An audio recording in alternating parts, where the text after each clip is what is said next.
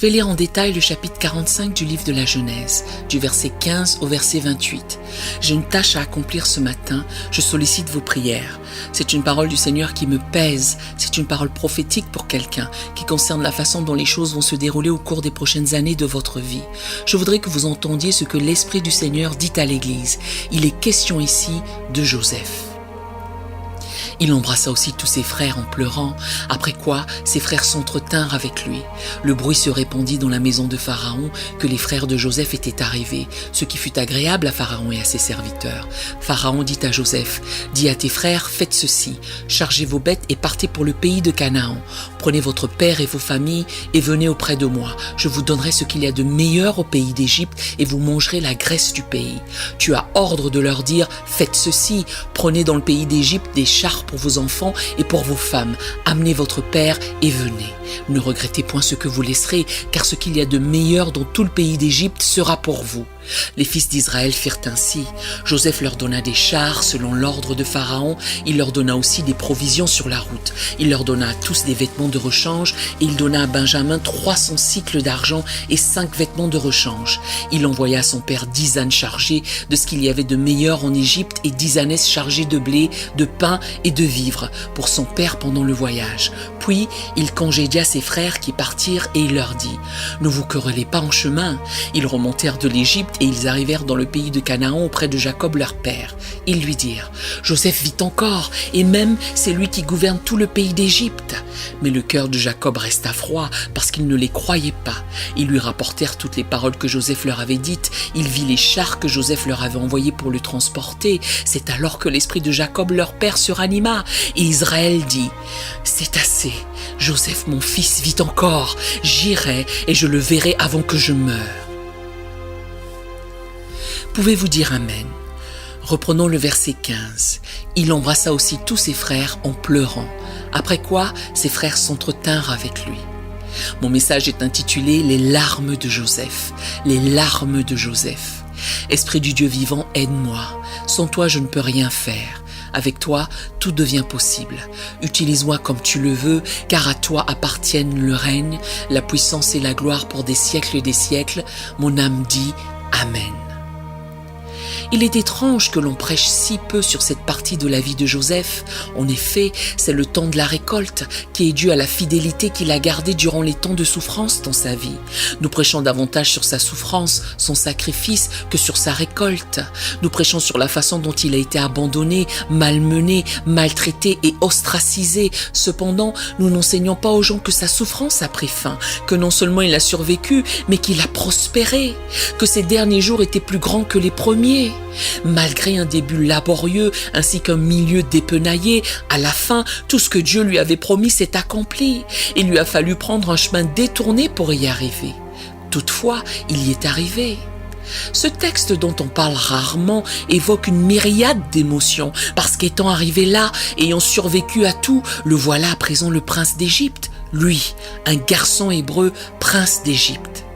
Dieu n'a pas besoin de vous élever parmi votre propre peuple. Dieu vous sortira de votre élément, puisque parfois les gens de chez vous n'apprécient tout bonnement pas qui vous êtes. Dieu vous sortira de votre élément et vous emmènera là où vos dons pourront être vus et utilisés. C'est là qu'il a élevé. Ce texte nous montre également notre Dieu qui œuvre à travers une famille dysfonctionnelle pour accomplir son propre divin dessein. La famille de Jacob était, comme les jeunes le disent, complètement cinglée. L'histoire débute dans la tromperie et le complot perfide des frères de Jacob qui ont été la cause du vieillissement prématuré de leur père qui eut le cœur brisé en 1000 morceaux. Élever des enfants qui ne s'aiment pas est une chose stressante. Le récit reprend ici vers la fin avec le genre de grâce non discriminante qui rachète les coupables, qui crée une plateforme pour que le dessein pour lequel Joseph a été choisi soit manifesté. Il explore devant nous la magnitude, la majesté de l'ampleur du genre d'homme que Joseph était. Il ne s'agissait pas seulement de son manteau, il s'agissait de son caractère. Il pouvait prendre son manteau, il ne pouvait pas prendre son caractère. Il avait le genre de largesse, la capacité volumineuse à pouvoir avoir le genre d'amour qui était assez fort pour résister aux obstacles de son temps. C'est difficile d'être comme cela.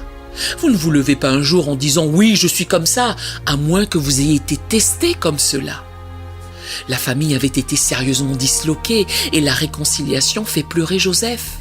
Joseph qui a un char derrière Pharaon, qui est l'autorité sur les finances de toute la nation d'Égypte. Joseph qui est vénéré parmi les Égyptiens, éclate en sanglots face à ses frères, malgré le fait qu'il ait été injustement traité par eux, qu'il l'ait exclu, humilié, qu'ils aient voulu l'assassiner, littéralement l'assassiner, et qu'ils aient décidé de le jeter dans une citerne pour qu'il soit dévoré par des animaux ou capturé comme esclave. Il n'en avait rien à faire, il s'était tenu là pour le regarder mourir.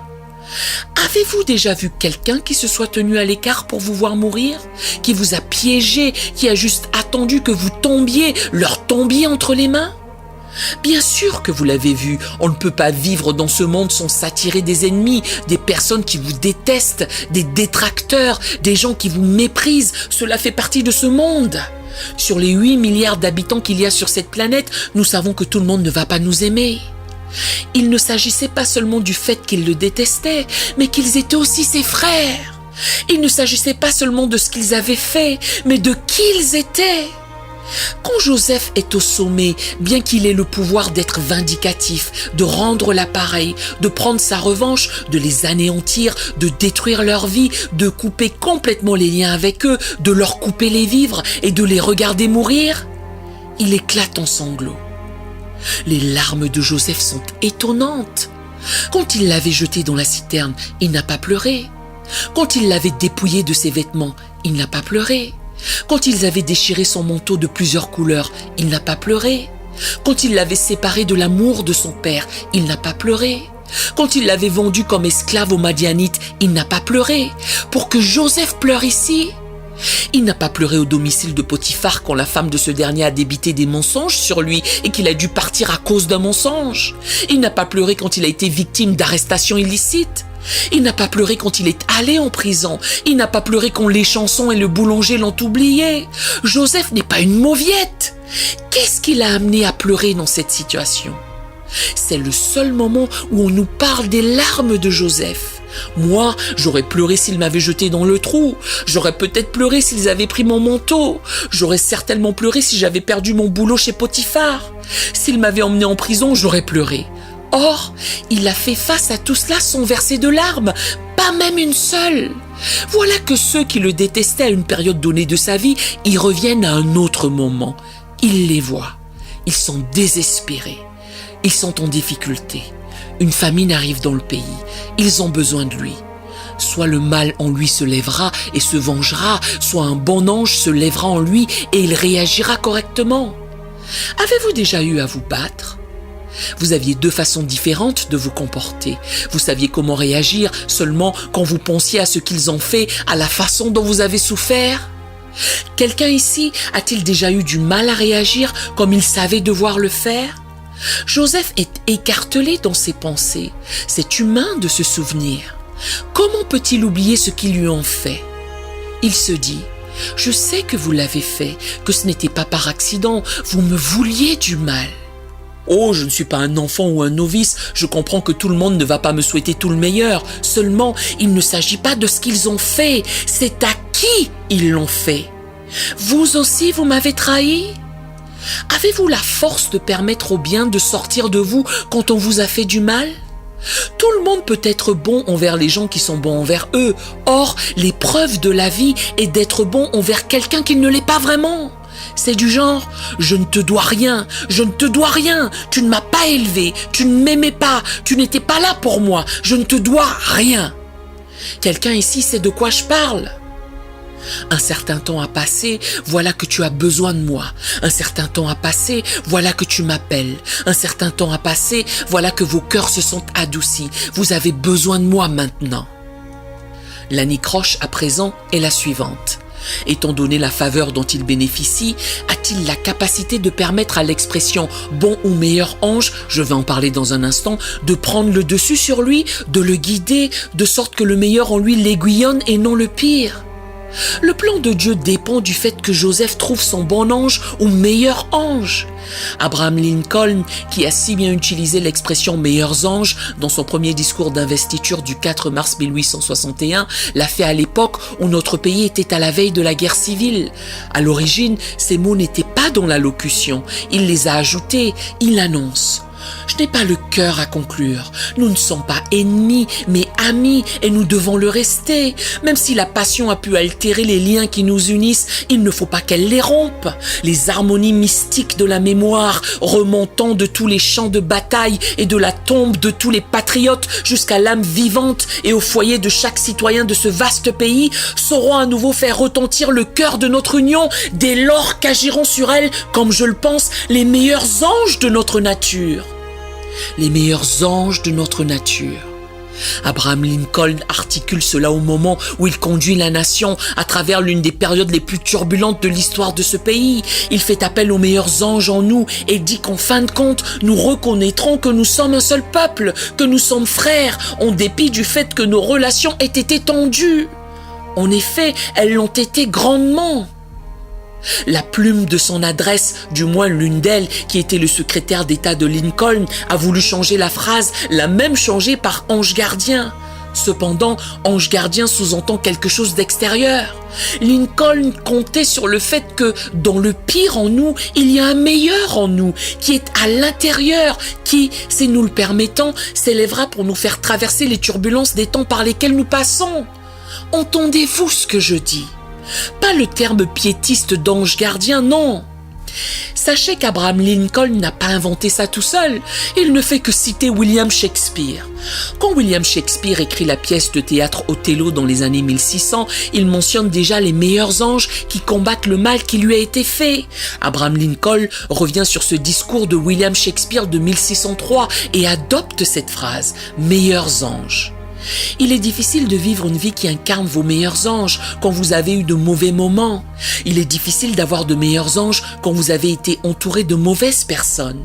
Il est difficile d'avoir de meilleurs anges quand on a de mauvais souvenirs. Nous devons tous nous battre chaque jour pour que nos meilleurs anges se lèvent en nous. Il ne suffit pas seulement de parler de Joseph, ni même d'Abraham Lincoln ou de William Shakespeare et son personnage d'Othello. Laissez-moi ramener cela à Paul. Paul a indiqué « Quand je veux faire le bien, le mal est attaché à moi et il y a une guerre dans mes membres. Je peux réagir de tant de manières distinctes que je ne sais même pas comment répondre sur le moment. Je ne fais pas le bien que je veux et je fais le mal que je ne veux pas. Misérable que je suis, qui me délivrera de la complexité de ma vie ? Il n'y a pas une seule personne dans cette pièce dont la vie ne soit pas complexe. Nous sourions aux gens, tandis qu'en privé, nous faisons face à la complexité. Nous donnons une façade de fluidité, tandis qu'à l'intérieur, c'est compliqué.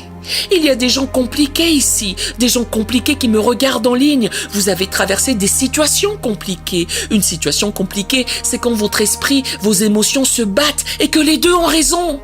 Je t'en veux, mais je t'aime. Je t'aime, mais je suis en colère contre toi. J'en ai assez de toi, mais je ne te lâcherai pas. Oui, oh mon Dieu, quand j'y pense, il y a eu des moments dans ma vie où j'ai dû lutter pour trouver mes meilleurs anges. Je me souviens qu'il y a des années de cela, je conduisais sur Capitol Street en étant en Virginie occidentale. Un homme m'a coupé la route alors que j'étais pressé. Ce n'était pas très grave, seulement il a pris ma place de parking.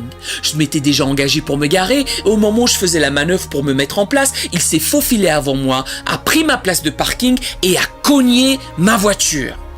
J'ai de ce fait enfermé mes deux garçons dans la bagnole. Aujourd'hui, ils sont grands. Ils étaient petits à l'époque. Je ne voulais pas qu'ils se mêlent à la bagarre. J'ai marché jusqu'à sa vitre, qui était à peine baissée. Je lui ai dit « Tu cherches les noix en cognant mon pare-choc ?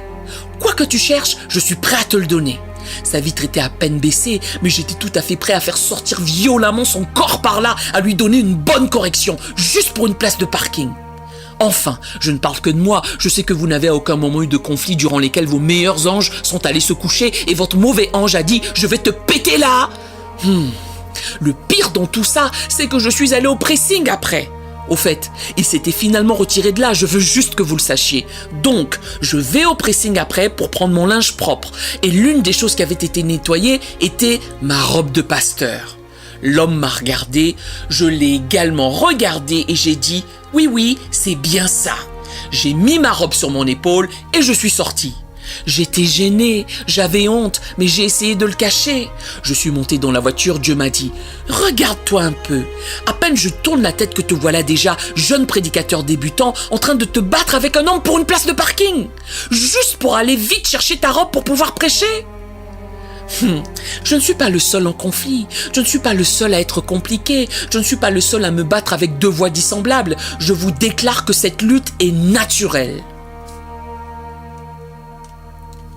Le texte que je vous ai lu, à dire vrai, c'est un peu injuste, vu que je vous fais entrer dans l'histoire à la fin du film.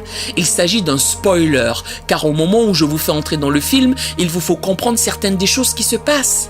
Les frères de Joseph ont essayé de le tuer, ils ont essayé de le détruire, ils ont conspiré pour l'assassiner, ils ont fini par l'abandonner dans la citerne. Il était traumatisé, Dieu sait combien de temps, nu, affamé, seul et apeuré. Le traumatisme. Bishop Vashti Mackenzie a énoncé quelque chose que j'aime beaucoup. Le tourment ne dure pas éternellement. Le traumatisme, lui, reste un bon moment. Le tourment finit. En revanche, le traumatisme est encore là. Ils se dirent l'un à l'autre, « Voici le faiseur de songes, voyons ce qui va arriver à ses rêves. » Qu'arrive-t-il à votre rêve quand les ennuis arrivent? Qu'arrive-t-il à votre rêve quand les retards arrivent? Qu'arrive-t-il à votre rêve quand les trahisons arrivent? Qu'arrive-t-il à vos rêves quand l'argent ne vient pas, quand le soutien n'est pas là, quand les gens vous sabotent? Vous voyez, l'ennemi veut tuer votre rêve. Rien de tout cela ne serait arrivé s'il n'y avait pas eu ses frères. Ils étaient à la fois ses frères et ses meurtriers.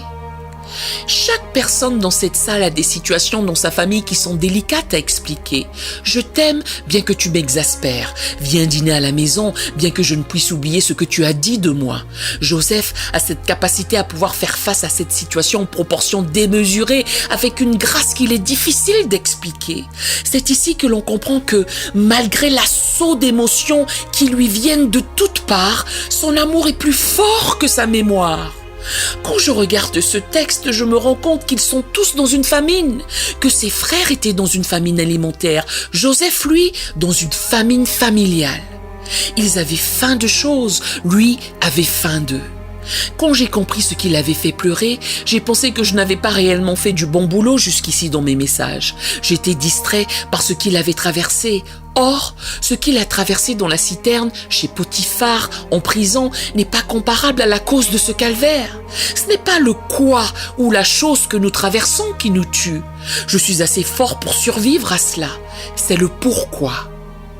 Soudain, j'ai compris que ce n'était pas sa chute, tête la première se cognant sur les pierres du fond du puits qui fut la plus douloureuse. Ce n'était pas les lacérations sur sa peau ou les coups sur son dos, ni le fait d'être vendu pour 20 pièces d'argent qui lui ont fait mal. Ce n'était pas non plus le fait que la femme de Potiphar ait menti sur lui qui lui ait fait le plus de peine. C'était que son rêve était lié à sa famille.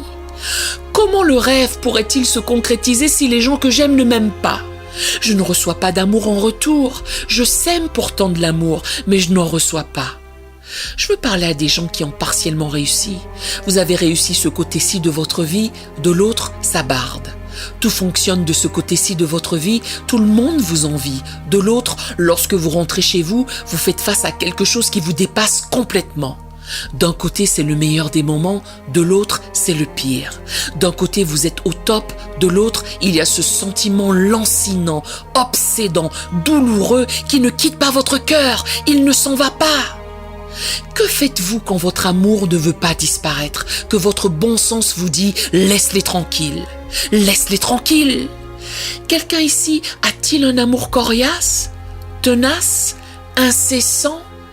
Quelqu'un ici s'est-il déjà dit « je ne vais rien faire, je ne vais rien dire, je ne vais pas aider, je ne vais pas ouvrir ma bouche ». Or, en le disant, vous préparez le dîner et appelez « viens manger, le dîner est prêt ». Est-ce qu'il y a quelqu'un ici qui a déjà été en colère contre lui-même pour avoir été trop gentil ? Allez, avouez-le, je ne peux pas être le seul ici à être fâché contre moi-même en me disant que tu es bête, franchement bête, tu laisses les gens te marcher sur les pieds, sans jamais véritablement percevoir que ce que je déteste chez moi est ce que Dieu aime. sans jamais véritablement comprendre que la raison de toute cette faveur de Dieu dans ma vie est cet amour coriace que j'ai. C'est douloureux d'avoir un amour coriace. C'est douloureux de continuer à aimer même lorsque je suis traitée de manière injuste. Il y a juste quelque chose en vous qui ne peut pas rendre le mal pour le mal. C'est douloureux. Ça fait mal de dire pardon quand vous savez que vous n'avez rien fait de mal. Ça fait mal de garder le silence quand on sait qu'on a raison. Si je parle à quelqu'un, si vous me comprenez, faites du bruit. Je sais que tout le monde ne se reconnaîtra pas. Je sais que ce n'est pas pour tout le monde. Certains sont trop mauvais pour comprendre ce dont je parle. En revanche, il y a quelqu'un qui me regarde en ce moment, qui sait ce que c'est que de monologuer toute la nuit, de déclarer que l'on ne va pas faire une chose, de se lever le matin et de le faire quand même, pour la raison que vous avez un amour coriace. Désormais, je vois pourquoi Dieu l'a choisi. Dieu l'a choisi parce qu'il ne pouvait faire confiance à aucun des autres frères pour avoir ce genre d'amour radical qui transcende ce qu'on vous a fait. Dieu avait besoin de quelqu'un qui aime en dépit des circonstances afin de réaliser son dessein, sa volonté. Il ne pouvait pas le faire à travers quelqu'un de vindicatif, de rancunier, d'haineux, qui ne pouvait pas trouver ses meilleurs anges. Dieu a dit, c'est un moment qui va nécessiter vos meilleurs anges. Afin d'obtenir ce que Dieu a pour vous en ce moment, il faudra que vous fassiez appel à vos meilleurs anges et que vous arrêtiez d'appeler cela de la faiblesse. À qui est-ce que je parle? Il y a 2 ou 3 choses que je veux que vous retiriez de ceci. Je veux que vous saisissiez comment gérer un avantage. En effet, la façon dont vous le gérez détermine si Dieu vous fera confiance avec le pouvoir ou pas. Certaines personnes ne peuvent pas gérer le pouvoir, elles sont si revanchardes que si par malheur elles ont le dessus, elles vont chercher la vengeance plutôt que la réconciliation. Vous avez prié pour le pouvoir, vous avez prié pour une promotion, seulement Dieu ne vous fait pas confiance avec cette promotion. Votre cœur n'est pas assez grand pour avoir le pouvoir que vous demandez. Le genre de faveur que Dieu veut vous donner reviendra à quelqu'un dont le cœur est plus grand que la tête. Deuxièmement, je voudrais que vous compreniez que l'amour n'échoue jamais. Il peut prendre un temps fou. On peut avoir l'impression qu'il a été mis KO. Il peut être ensanglanté. Il peut être meurtri. Il peut même nécessiter des points de suture. Or, quand le combat est terminé, l'amour l'emporte toujours. Votre amour peut-il survivre à une chute ? Joseph a fait une chute dans une citerne, son amour a survécu. Vous ne pouvez pas élever d'enfants si votre amour ne supporte pas la chute. Vous ne pouvez pas avoir de relation si votre amour ne supporte pas la chute. Vous ne pouvez pas diriger d'entreprise si votre amour ne supporte pas la chute. Vous ne pouvez pas avoir de rêve si votre amour ne supporte pas la chute. Avez-vous déjà rêvé que vous tombiez ? Vous souvenez-vous de ce sentiment d'impuissance, de la peur que vous ressentez lorsque vous vous réveillez en raison du fait que vous êtes en train de tomber et que vous avez l'impression que tout est hors de contrôle? Il y aura des moments dans votre vie où vous aurez l'impression que tout est hors de contrôle. Joseph a traversé une longue période où tout allait de mal en pis. Néanmoins, la seule constance fut qu'il aimait encore ses frères et son père. Il est si hasardeux d'aimer certaines personnes que vous devez les aimer à distance, car qui ils sont à ce stade-ci n'est pas ce qu'ils deviendront à ce stade-là. Pour l'instant, je dois t'aimer, mais tiens-toi à 30 mètres de moi. Je t'aime, mais tiens-toi à 30 mètres de moi. Tu es un vrai cinglé, tiens-toi à 30 mètres de moi. Je sais que tu es en pleine transition, mais tiens-toi à 30 mètres de moi. La troisième chose que je veux demander est, avez-vous la grâce de vous adapter au changement des gens ? Ou êtes-vous encore en colère pour quelque chose qui date d'il y a 20 ans ? Avez-vous la grâce d'accepter que je puisse ressembler à la même personne sans pour autant l'être à ce stade précis de ma vie ? Tant de temps s'est écoulé qu'ils n'ont même pas reconnu Joseph. Certains d'entre vous ont gardé rancune si longtemps qu'ils ne se souviennent même plus des détails. Vous vous souvenez seulement de la colère et vous êtes toujours fâchés. Dieu veut vos meilleurs anges pour que vous marchiez dans la faveur qu'il a pour vous. Il va falloir que vos meilleurs anges se lèvent et que vous arrêtiez d'essayer d'être votre propre défense. Sachez que la colère est souvent le camouflage que l'amour porte pour ne pas être exposé. Quatrièmement, pour que Dieu puisse s'occuper de vous, vous devez avoir une honnêteté émotionnelle, même si cela vous fait sentir vulnérable. Joseph est émotionnellement honnête. Il ne peut s'empêcher de les aimer. Il ne peut pas contrôler leur comportement. Il ne peut que contrôler le sien. Cinquièmement, grâce à cela, il peut bénir ceux qui l'ont maudit. Un pasteur m'a appelé l'autre jour. Il m'a relaté qu'un jeune homme quittait son église et que ce dernier lui avait annoncé qu'il prenait certains membres de l'église avec lui. Il s'est récrié « Je lui ai donné une plateforme, il m'a trahi !» En effet, en partant, il a bien pris certains de mes membres. Que dois-je faire? J'ai répondu « Donne-lui une offrande d'amour. Donne-lui une offrande d'amour. » Il a riposté « Une offrande d'amour? Pourquoi ferais-je cela ?» J'ai rétorqué « Tu es trop grand pour avoir des ennemis inutiles. Il aura assez à combattre sans toi. Tu n'as pas à le combattre. La vie va le faire. La vie va le changer. Ne rajoute pas ton nom sur la liste. Toi, prends la voie de la sagesse. Tout comme Michelle Obama l'a déclaré, quand il s'abaisse, on s'élève. » Cette famille a été meurtrie. Or, elle fait partie du dessein divin de Dieu. Cette famille est importante, étant donné que Dieu va l'utiliser pour fonder la nation d'Israël. Ils se sont entre-déchirés pendant des années. La chose à propos de la déchirure est que quand quelque chose est déchiré, les deux côtés sont endommagés. Je ne sais pas à qui je parle. Quand quelque chose est déchiré, les deux côtés sont endommagés. Vous rentrez chez vous en sang, vous pensez être le seul à saigner. Vous rentrez chez vous en pleurant, vous pensez être le seul à pleurer. Si c'est une déchirure, les deux côtés vont pleurer, les deux côtés vont souffrir. Ils ne vous le montreront peut-être pas, mais il n'y a pas de déchirure nette. Vous ne pouvez pas avoir un côté droit et un côté fendu. Quand quelque chose se déchire, ça l'est des deux côtés. Le manteau de Joseph lui a été arraché, ainsi que sa famille. Les deux côtés étaient remplis de douleur. Dieu s'apprêtait à faire quelque chose de si incroyable qu'il cherchait quelqu'un qui soit assez grand pour le faire. Joseph comprit une chose, que Dieu lui avait accordé sa faveur afin qu'il soit un canal de bénédiction pour eux, que la seule raison pour laquelle Dieu l'avait mis au pouvoir est qu'il soit utilisé pour la postérité et la continuation de l'héritage de Dieu. Dieu peut-il s'assurer que votre chair ne se mettra pas en travers de son chemin? Je parle à quelqu'un qui a parlé à Dieu de ce qu'il est sur le point de faire dans votre vie. Dieu peut-il vous faire confiance en voyant que malgré les hauteurs élevées où il vous emmène, vous arrivez à tendre la main vers le bas pour tirer quelqu'un d'autre vers le haut? Dieu peut-il vous faire confiance en voyant que lorsqu'il vous ouvre des portes, vous tendez la main pour en ouvrir une à quelqu'un? Dieu peut-il vous faire confiance? Quelque chose va se passer.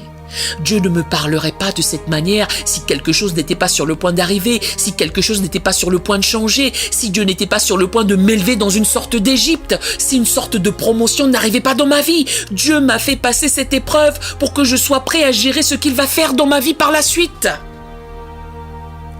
Il y a une raison pour laquelle j'écoute ce message aujourd'hui. Dieu est sur le point de me faire passer de la prison au palais. À qui est-ce que je prêche? Préparez-vous au changement. Préparez-vous à un tournant. Préparez-vous au changement. Préparez-vous à une action. Préparez-vous au changement. Quelque chose est sur le point d'arriver. Quelque chose est sur le point d'arriver. Quelque chose est sur le point d'arriver. Quelque chose est sur le point d'arriver. Dieu ne me parlerait pas de pouvoir si je devais rester faible. Quelque chose est sur le point de changer dans ma vie. Je dois être prêt à le recevoir. Ce que je veux que vous voyez, c'est que tout d'un coup, la richesse de l'Égypte a été transférée à la maison de Jacob. La Bible relate, Pharaon a ordonné à Joseph, donne-lui le meilleur du pays, charge les chameaux, les ânesses, je vais lui envoyer tellement de bonnes choses qu'avant même qu'il n'arrive à moi. Le Seigneur m'a sommé de vous faire savoir que si vous avez la bonne attitude, il est sur le point de faire un changement dans votre vie jusqu'à ce que les richesses du pécheur soient réservées pour le juste.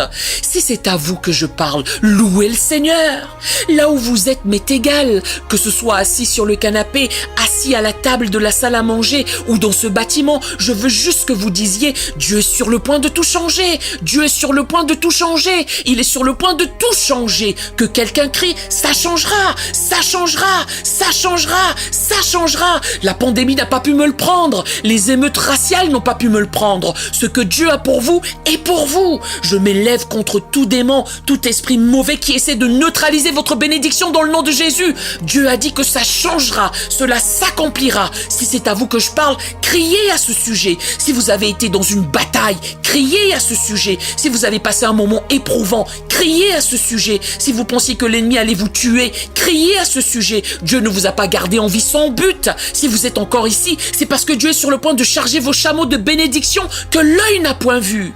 Dites à quelqu'un, mon histoire est sur le point de changer. Vous m'avez vu dans la citerne, vous m'avez vu chez Potiphar, vous m'avez vu en prison. À présent, vous êtes sur le point de me voir au palais. Ma vie entière va mieux finir qu'elle n'a commencé. Si vous avez mal débuté, donnez à Dieu un bon cri de joie. Les larmes de Joseph ne sont pas des larmes de chagrin, ce sont des larmes de joie. Comment le sait-on? La Bible relate qu'il les a embrassés. Une fois que vous savez que ce qu'ils ont fait ne vous a pas arrêté, une fois que vous savez que ce qu'ils ont raconté ne vous a pas tué, une fois que vous découvrez que de toute façon Dieu vous fera parvenir à votre destination, vous voyez, Joseph était l'enfant chéri de Jacob et Rachel. La famille était tout. Dieu a dit, je vais te restaurer cela. Écoutez ceci. Jacob pensait que Joseph était mort. Il était convaincu qu'il était mort. Il a dit, Joseph est mort et Siméon est parti. Maintenant, ils veulent Benjamin. Il s'était résigné à la mort de Joseph. Quand ses fils sont revenus avec les chameaux chargés de bénédictions, Jacob avait du mal à croire que ce qu'il avait laissé tomber pouvait encore arriver. Il retrouve alors les jambes de sa jeunesse, se redresse et énonce, je dois aller voir mon fils Joseph, me connecter avec lui avant que je meure. Dieu dit, je ne te laisserai pas quitter ce monde jusqu'à ce que tu vois ce que je t'ai promis s'accomplir dans ta vie. Je me moque de ce que le médecin a prononcé. Dieu dit, je te garderai en vie jusqu'à ce que je te montre que ce que tu as rêvé n'était pas une blague. Cela se réalisera. Cela se réalisera. Oh oui, oui, oui, oui, oui. Oh oui, oui, oui, oui, oui. C'est pour cela que Joseph pleurait. La scène que j'ai lue est celle qu'il a vue quand il était enfant. Ce qui a déclenché la querelle est qu'il avait fait un rêve dans lequel ses frères se prosternaient devant lui. Quand il est entré dans la pièce en tant que prince d'Égypte, ils se sont prosternés devant lui. Dieu dit, ils se sont moqués de ton rêve, mais il s'est matérialisé. Ils se sont moqués de ce que tu croyais, mais cela a eu lieu. J'ai aussi gardé ton père en vie, car il faisait partie du rêve. Ainsi, Dieu a amené le père de Joseph ainsi que ses frères dans l'accomplissement de ce qui avait été prédestiné. Écoutez-moi bien, il y a eu des revers sans nombre, maintes trahisons, des mensonges proférés, des douleurs infligées, des moments où vous étiez menottés, des moments où vous avez été mis à l'épreuve, des moments où vous étiez dans des situations dans lesquelles on vous avait enfermé, d'où vous ne pouviez pas sortir. En dépit de tout cela, ce que Dieu vous a révélé surviendra très certainement. Cela s'effectuera, cela viendra, cela viendra, cela viendra, cela viendra, cela viendra, cela viendra. Vous n'étiez pas prêt pour cela quand vous l'avez vu. Vous n'étiez pas prêt pour cela quand vous l'avez vu. Vous avez dû passer par d'autres choses pour mûrir dans cela. Or, actuellement, vous entrez dans une saison dans laquelle les choses que vous avez vues il y a longtemps vont s'accomplir. Ce sera le genre de joie qui vous fera pleurer, car il y a eu des moments où vous pensiez être fou. Il y a eu des moments où vous pensiez avoir perdu la tête. Il y a eu des moments où vous pensiez être un insensé. Il y a eu des moments où vous ne croyiez pas en votre propre rêve. Pourtant, chaque fragment, chaque brin, chaque iota de tout cela, chaque mot, chaque phrase, chaque paragraphe, chaque promesse, tout ce que Dieu vous a dit quand vous étiez enfant, quand vous étiez une petite fille, tout ce que Dieu vous a montré quand vous étiez un petit garçon jouant dans un bac à sable, tout ce que Dieu vous a donné verra le jour. Dieu a dit qu'il vous a donné un aperçu. Vous n'avez pas eu de détails, vous avez eu un tout petit aperçu. Je parle à quelqu'un, vous regardez votre vie en disant « Ma vie ne ressemble pas à ce que j'ai vu ». Dieu répond « Parce que ce n'est pas encore fini ». Dieu va vous amener dans un lieu où tout ce que vous avez entrevu va se matérialiser dans votre vie et la louange qui sera dans votre bouche sera indescriptible. Si vous croyez en ce que j'affirme, ouvrez la bouche et inondez ce lieu, inondez votre foyer, inondez votre cuisine, inondez votre voiture, inondez votre demeure de louange. Joseph va vers ses frères, il les embrasse, puisque leur arrivée est le signe que le temps est venu. Puis, il se met à pleurer. Il les aimait, il lui en manquait. En fait, ce qui l'a ébranlé est que le rêve n'était pas un mensonge. Si la prophétie tarde, attends-la, elle marche vers son terme et elle ne mentira pas. À qui est-ce que je parle ? Ça a été long à venir, cependant le changement vient. Vous vous sentiez comme un idiot quelquefois, alors que le changement arrivait. Vous continuiez d'aimer même quand vous étiez maltraité. Le changement était en chemin. Dieu dit, arrête de mépriser la façon dont tu te soucies des autres. C'est parce que tu t'en soucies que je t'ai béni en premier lieu. Il vous a béni car il pouvait vous faire confiance. Il vous a béni à cause de la façon dont il a conçu votre cœur. Ne vous mettez surtout pas à être quelqu'un d'autre. Ne vous mettez pas à la place de quelqu'un d'autre. Votre don est la chose folle qui vous permet de prendre une raclée tout en continuant à trotter. C'est fou que vous puissiez aimer des gens que les autres n'aiment pas. Vous pouvez ne pas aimer ce qu'ils font. Cela dit, vous trouvez quand même un moyen de les aimer. C'est grâce à cela que Dieu vous a mis dans une position d'autorité pour apporter un changement dans la vie des gens qui, selon vous-même, ne le méritent même pas. Dieu va vous utiliser. Levez les mains dans un abandon total, comme si vous étiez en état d'arrestation. Déclarez, Seigneur, je m'abandonne à ta volonté providentielle, à ton dessein pour ma vie. Tu m'as créé pour une raison. Je ne peux pas être quelqu'un d'autre, je dois être moi. Si je reste moi, Dieu va me bénir. Levez vos mains, ouvrez votre bouche, remerciez Dieu d'avoir œuvré dans votre vie. Toute chose concourt au bien de ceux qui aiment Dieu. C'est à vous qu'il parle. Il vous parle en ce moment même. Inclinez vos têtes avec moi. Ne laissez pas une once d'amertume, ne laissez pas une once d'amertume détruire la parole du Seigneur qui a été prononcée sur vous. Pas une once de haine ou de colère. Débarrassez-vous de votre mentalité de victime. Il va falloir abandonner tout cela pour arriver là-bas. Tout va se mettre en place. Il déplace certaines choses. Il vous déplace d'un endroit à l'autre pour un temps comme celui-ci, pour que ce qu'il a annoncé il y a longtemps s'accomplisse. La parole de Dieu est vraie.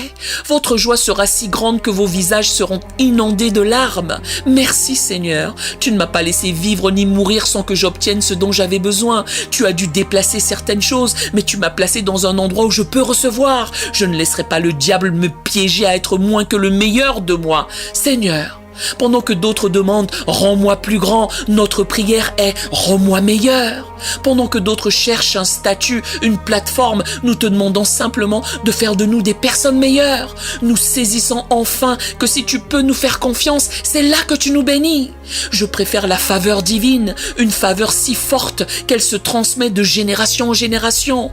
Je prie pour le genre de faveur qui se reproduit sur notre progéniture et leur progéniture et la progéniture de leur progéniture. Les changements que nous faisons aujourd'hui changeront la trajectoire des générations à venir. Des générations à venir seront changées à cause des ajustements que nous faisons en ce moment.